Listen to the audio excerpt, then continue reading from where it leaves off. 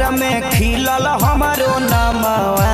गे छौरी चोरी करना यूपी बिहार में खिलल हमारो नामवा गे छौरी चोरी करना आगे तोरे करनावा मोरा आफत में होई जानवा घूमई पुलिस थानावा गे छौरी चोरी करना फोटो लेके घूमई पुलिस थानावा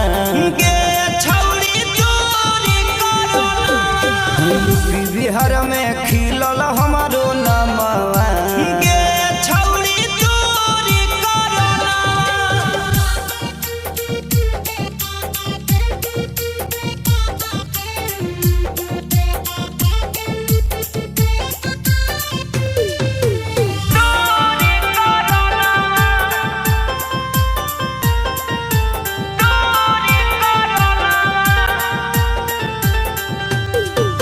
बनते अपराधी हम तो हो गलियो फरार गे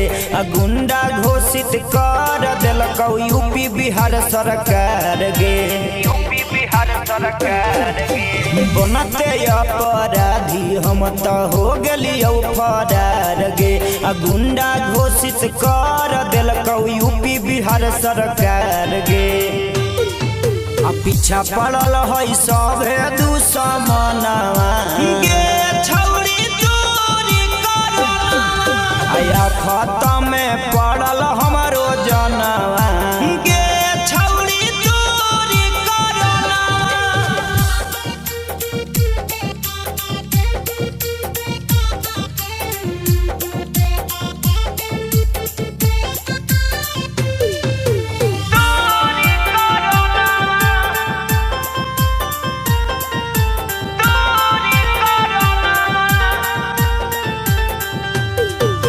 प्यार में हम तोर छौरी हो गलियो गे बागी तोरे खातिर हम लगाई लियो खानदान में दागी